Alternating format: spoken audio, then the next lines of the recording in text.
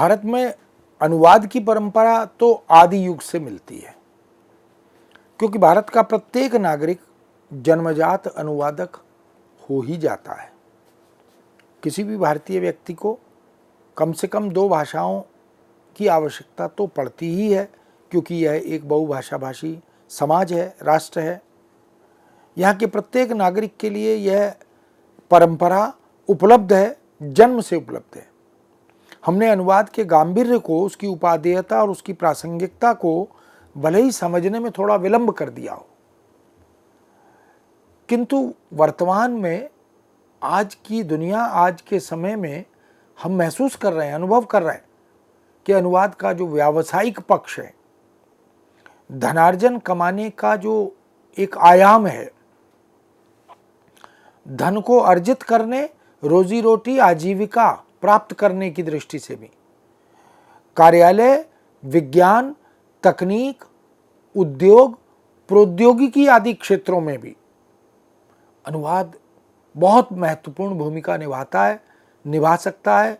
ये बात हमारी समझ में थोड़ा विलंब से आई।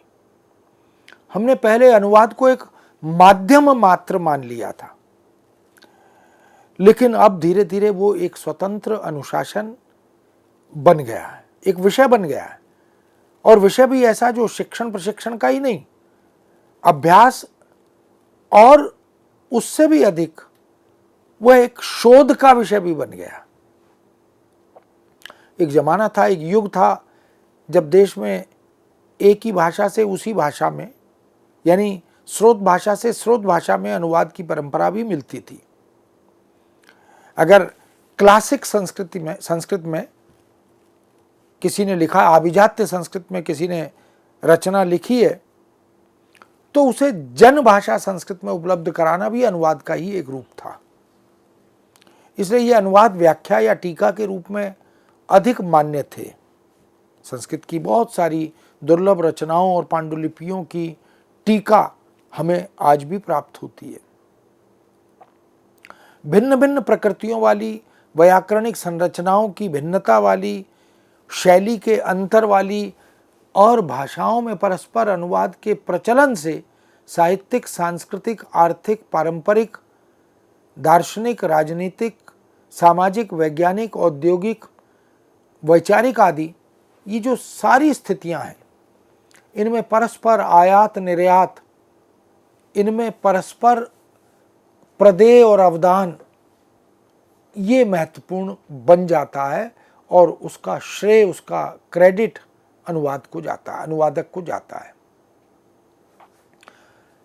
मानव मात्र की संवेदनाओं के धरातल पर हम पूरी मनुष्यता को, पूरे मानव समुदाय को साधारणीकृत करने और उसे एकीकृत करने में अगर सराहनीय भूमिका किसी अनुशासन की देखते हैं तो वह अनुवाद है। हम जानते हैं कि काव्यशास्त्र में साधारणीकरण एक महत्वपूर्ण विषय है।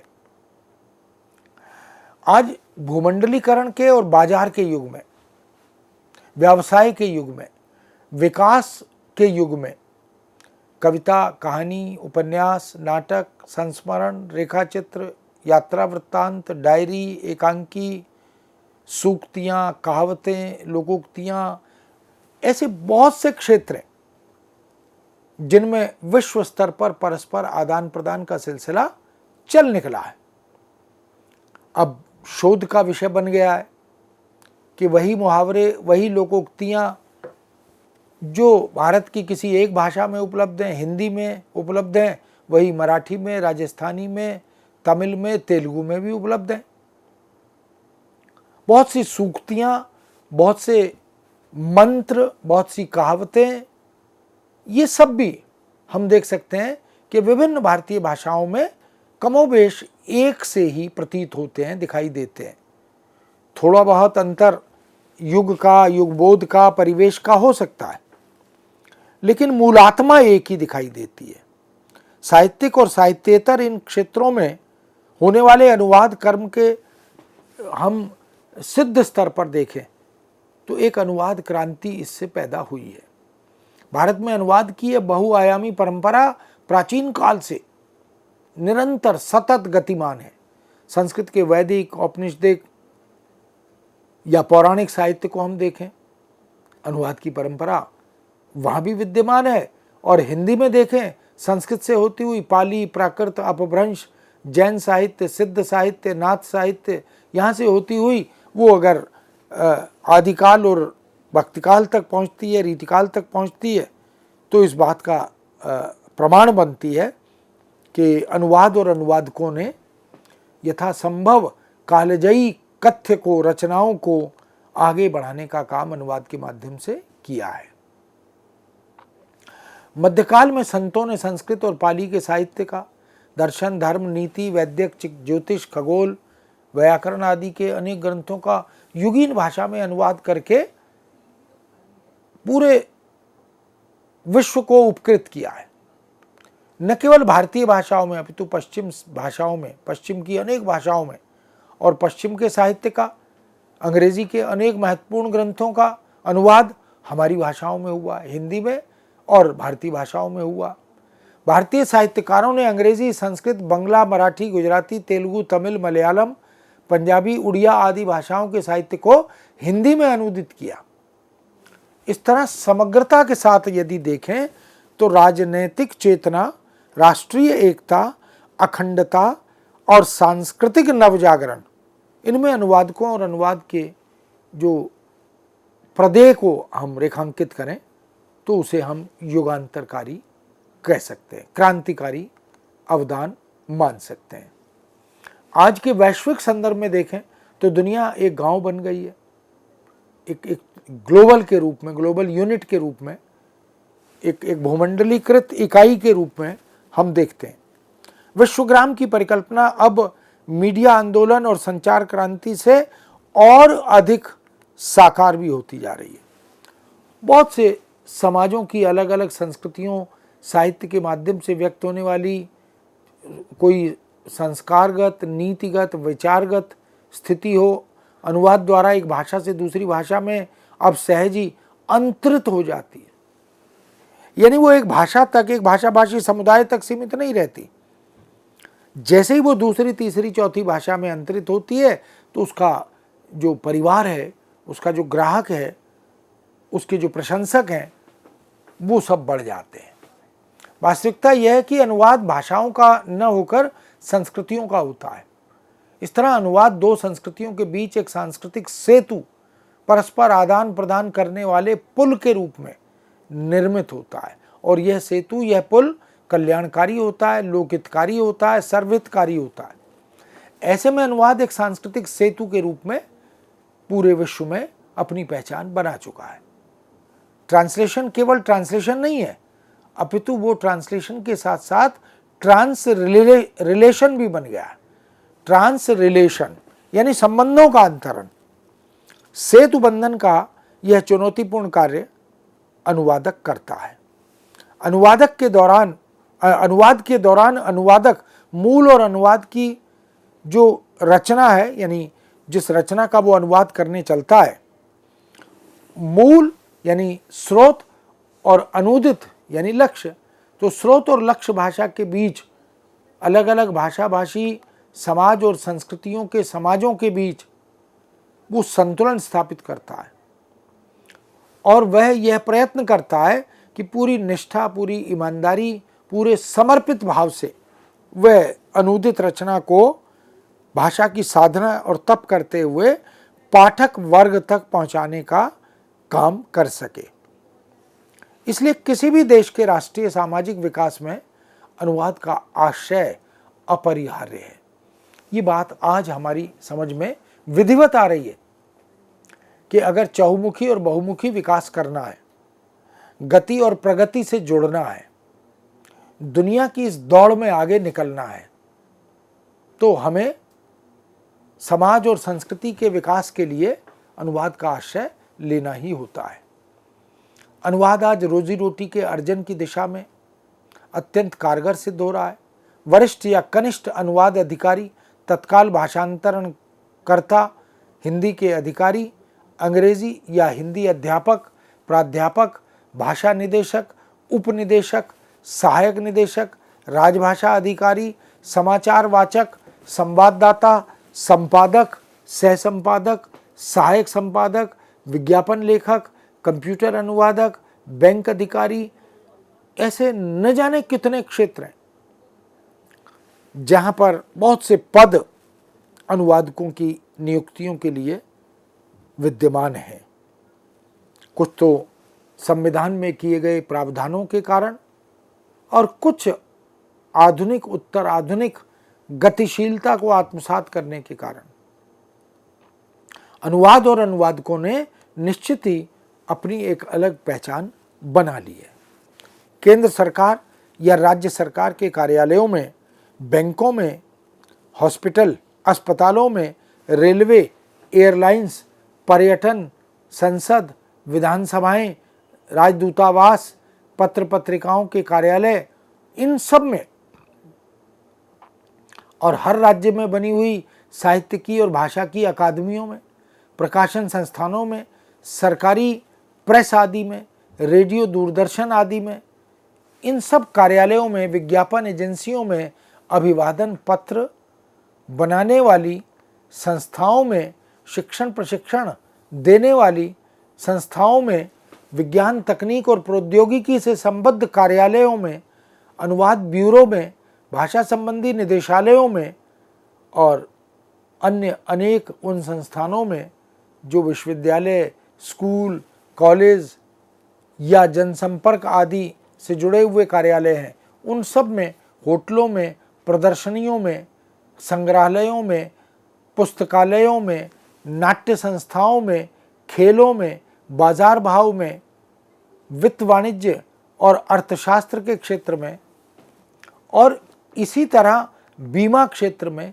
कोश विज्ञान में, पारिभाषिक शब्दावली निर्माण करने वाली संस्थाओं के लिए इन सब क्षेत्रों में अनुवाद की और अनुवादक की उपादेयता अब असंदिग्ध हो गई है, निरंतर प्रासंगिकता बढ़ती जा रही है और अनुवाद और अनुवादक को अब अग्रिम पंक्ति में बैठने का अधिकारी माना जाने लगा है।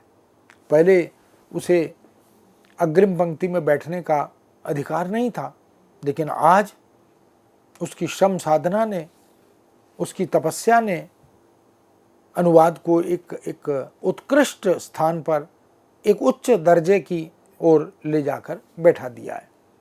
लाखों लोग इन क्षेत्रों में अनुवाद के माध्यम से कार्य करते हुए धनार्जन कर रहे हैं, रोजी रोटी कमा रहे हैं। सिनेमा भी आज अनुवाद का बहुत बड़ा मंच बन गया और अनुवाद से उपकृत भी है। टेलीविज़न के बहुत से चैनल आज अनुवाद के माध्यम से ही अपने कार्यक्रम चला रहे हैं। यही नहीं, निजी ट्रांसलेशन ब्यूरो एजेंसी खोलकर देश विदेश की भाषाओं में या भाषाओं से अनुवाद करने या करवाने का सिलसिला उपलब्ध कराने की सेवाएं भी अब अनुवाद से मिल रही हैं। वास्तव में अनुवाद को अब हम एक सर्विस प्रोवाइडर डिसिप्लिन यानी सुविधाएं उपलब्ध कराने वाला अनुशासन इस रूप में देखते हैं। आज डॉक्टर हो, इंजीनियर हो, वकील हो, जज हो, फैशन डिज़ाइनर हो, इंटीरियर डेकोरेटर हो, आर्किटेक्ट हो, मनोवैज्ञानिक हो, बिल्डर आदि हो, सब अनुवाद के माध्यम से अपने व्यवसाय को व्यापक स्तर पर देश प्रदेश में फैलाने बढ़ाने का काम कर रहे हैं। इसका मतलब अनुवाद ने हमें एक छोटे दायरे से निकलकर बड़े दायरे में जाने की ओर प्रेरित किया और मनोबल भी बढ़ाया। आज देश विदेश में हो रही अधुनातन और अद्यतन शोधों को, उनके निष्कर्षों को, उनमें स्थापित मूल्यों को, राष्ट्र विशेष की धारणाओं अवधारणाओं को मानव समुदाय और जन समुदाय के हितार्थ अनुवाद से ही उपलब्ध कराया जा सकता है और उसको प्रचारित प्रसारित भी किया जा सकता है।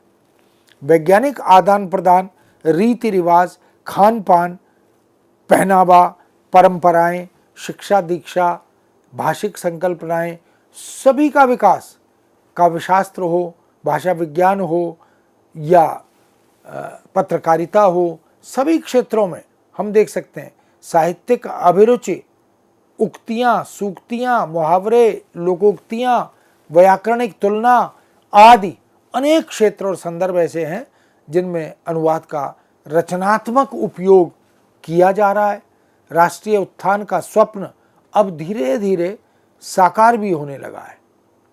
सरकार का 2047 तक का जो लक्ष्य है कि भारत को विकसित राष्ट्र बनाना है, भारत को भाषाई दृष्टि से आत्मनिर्भर बनाना है, उसे अंग्रेजी की यह जो पराधीनता है इससे मुक्त कराना है।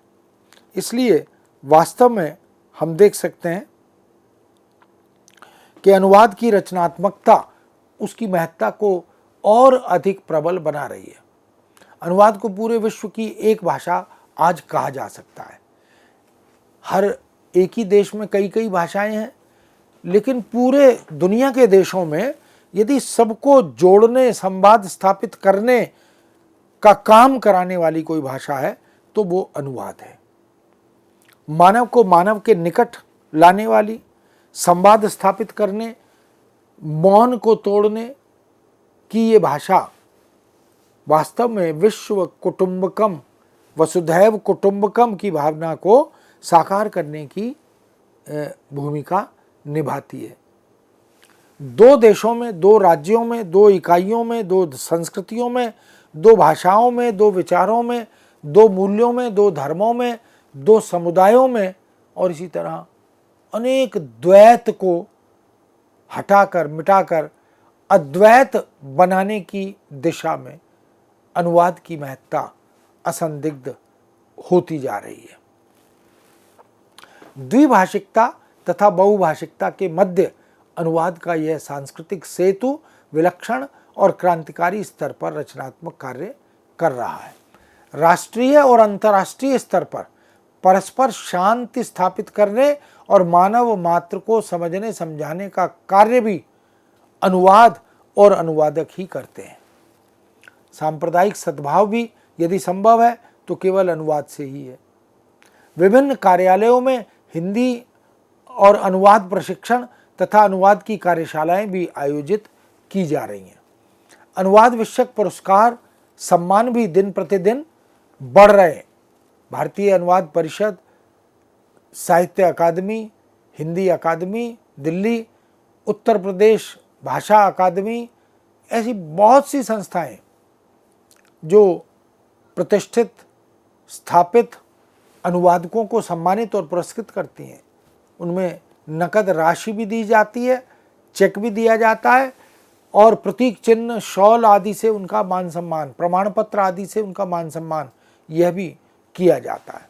अनुवादकों को तथा अनुदित रचनाओं को दिए जाने वाले पुरस्कारों की राशि लाखों में अब पहुंच गई है। अनेक सरकारी और गैर सरकारी संस्थाएं इन पुरस्कारों सम्मानों के प्रतिवर्ष विशाल आयोजन करते हुए प्रदान करती है। इसलिए अनुवाद की प्रासंगिकता दिन प्रतिदिन बढ़ रही है। आज अनुदित पुस्तकें पढ़ने का, अनुदित सामग्री से उपकृत और लाभान्वित होने का, अनुदित साहित्य के प्रकाशन तथा सम्मान का एक अभिनंदनीय युग आ गया है। ये अभिनंदनीय इसलिए कह रहा हूँ क्योंकि इससे पहले अनुवाद और अनुवादक को दोयम दर्जे का व्यक्ति, अनुवाद पाप है, अनुवादक प्रवंचक होता है, ऐसी बहुत सी उक्तियाँ सूक्तियाँ हमें मिलती हैं। सरकारी एवं गैर सरकारी संस्थाओं और अनुवादकों तथा अनुवाद कार्यों को प्रोत्साहित करते बहुत से लोग, चाहे वो सरकार के बैनर से काम कर रहे हों या निजी स्तर पर काम कर रहे हों, बहुत से लोग समर्पित हैं। आज ज्ञान विज्ञान के साहित्य का, जीवनोपयोगी साहित्य का, तकनीकी और प्रौद्योगिकीय साहित्य का अनुवाद खूब हो रहा है। वित्त, वाणिज्य, बीमा, बैंक, अर्थशास्त्र, ऐसे भी बहुत से अनुशासन हैं जो अनुवाद से जन सामान्य तक पहुंचने में, संरक्षित सुरक्षित होने में वो उपकृत हो रहे हैं। इस दृष्टि से विधि भी अब अनुवाद के माध्यम से हिंदी में अवतरित होने लगा है। ये जो लॉ का जो फील्ड है, न्याय का जो फील्ड है या क्षेत्र है, उनको हम देखें, देश विदेश में व्यवसाय भी अब अनुवाद के माध्यम से विस्तार पाने लगा है। इसका मतलब देश विदेश के उत्पाद हमारे यहाँ आकर बिकते हैं, वो चाहे खाद्य पदार्थ हों, चाहे आभूषण हो, वस्त्र हो, या अन्य दूसरी साज सज्जा की वस्तुएं हों, वो सब भी अब अनुवाद से पूरी दुनिया के व्यापक फलक को उपलब्ध करने में सफल हो रहे हैं। इसलिए अनुवाद दोयम दर्जे का कार्य या अनुवादक प्रवंचक होता है, ये अब मान्य नहीं है। वे अग्रिम पंक्ति में ससम्मान बैठने के अधिकारी बन गए। अब तो रचनाकार अनुवादक का हाथ थामकर उसे अग्रिम पंक्ति में लाकर बिठाता है। आज कोश निर्माण की, विभिन्न अनुशासनों की, तकनीकी शब्दावली के निर्माण की अत्यंत आवश्यकता है, क्योंकि शब्दावली अनुवाद की बैकबोन है, अनुवाद की रीढ़ है, और सूचना प्रौद्योगिकी की रीढ़ वो अनुवाद है। इसलिए मित्रों, समस्त भारत में स्थापित विश्वविद्यालयों में, शिक्षा संस्थानों में हिंदी के माध्यम से सभी पाठ्यक्रमों में अब अनुवाद को शामिल किया जा रहा है, समाहित किया जा रहा है। अनुवाद अब अत्यंत महत्वपूर्ण अनुशासन, ज्ञानवर्धक और धनवर्धक अनुशासन बन गया है। ऐसे में अनुवाद ही एकमात्र सशक्त उपकरण है, साधन है। विभिन्न विषयों के, अनुशासनों के विशेषज्ञ और अनुभवकर्ता उनकी बात करें, वे सब विषय के ज्ञाता थे, और वह विषय उन्होंने विरासत में अंग्रेजी से ग्रहण किया था। इसलिए हिंदी या भारतीय भाषाओं में उस विषय को उतारना, उसके लिए हिंदी और भारतीय भाषा में शब्द खोजना उसे कठिन, दुष्कर और असंभव प्रतीत होता था। जबकि दूसरी तरफ उनकी यह प्रबल इच्छा उन्हें बार बार प्रेरित और प्रोत्साहित करती रही है कि उसकी पुस्तक या शोध का सामग्री सहित अगर अंग्रेजी के पाठकों के लिए या हिंदी के पाठकों के लिए या लक्ष्य भाषा जिसमें अनुवाद किया जा रहा है उनके लिए, उनकी सामग्री का विस्तार यदि करना है, उसे अलग अलग भिन्न भिन्न भाषा भाषी समुदायों तक पहुंचाना है, तो अनुवाद का आशय लेना ही पड़ता है। अनुवाद के माध्यम से करोड़ों देशवासी और विश्वासी उन्हें पढ़ रहे हैं, उनके अवदान को समझ रहे हैं। इस लेखकीय आकांक्षा की पूर्ति का उत्तर भी अनुवाद ही है। हम बात हरिवंश राय बच्चन की करें तो उन्होंने शेक्सपियर का प्रचुर मात्रा में अनुवाद किया। हम बात रांगे राघव की करें, उन्होंने भी शेक्सपियर का बहुत बड़ी संख्या में अनुवाद किया। हम बात टैगोर की करें तो उनका भी अनुवाद बंगला से हिंदी, फिर अंग्रेजी और फिर दुनिया की भाषाओं में होता चला गया। सुब्रमण्यम भारती की बात करें, अमृता प्रीतम की बात करें,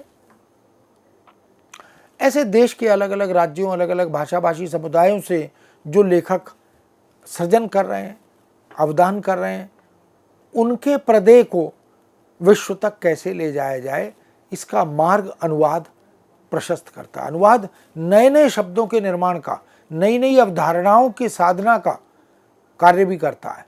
भावों के अलावा और उसकी अभिव्यक्ति के पुनर्सृजन का कार्य यह भी अनुवाद ही करता है, अनुवादक के माध्यम से करता है।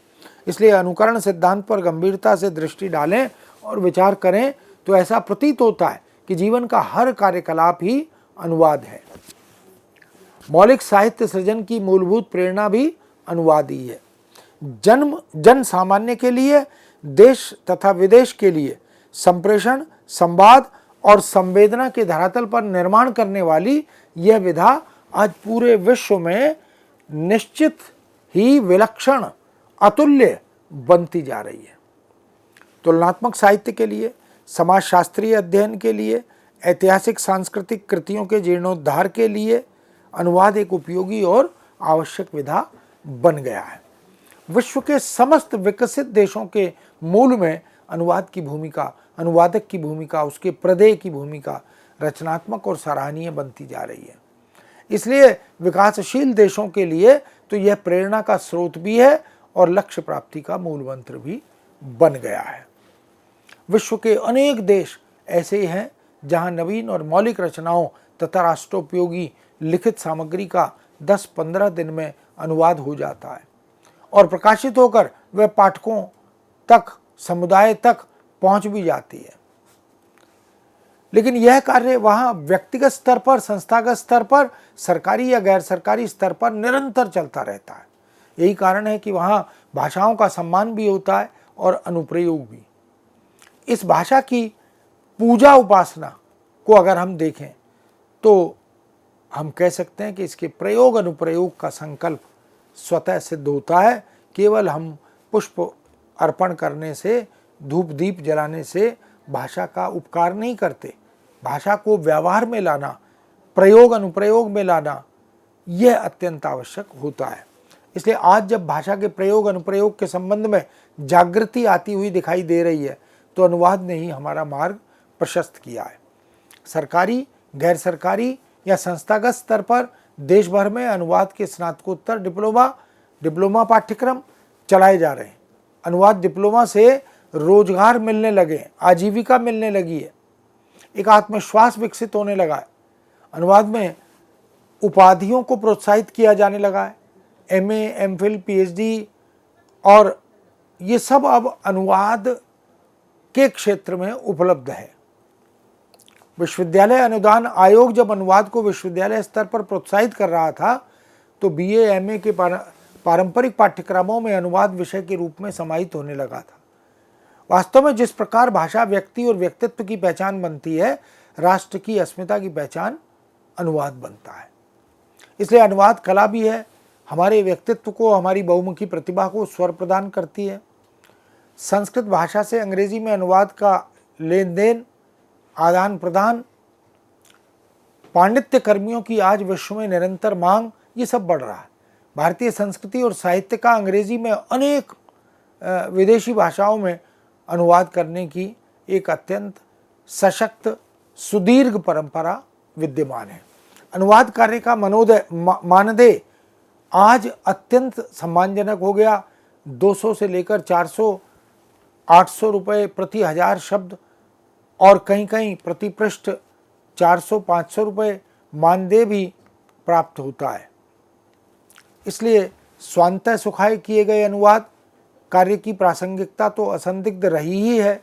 अब परहिताय, जनहिताय, सर्वजन हिताय अनुवाद करने की परंपरा भी अब सर्वविदित हो गई है। एक दुधारू गाय की तरह अनुवाद अब व्यावसायिक परिदृश्यों से जुड़ता चला जा रहा है।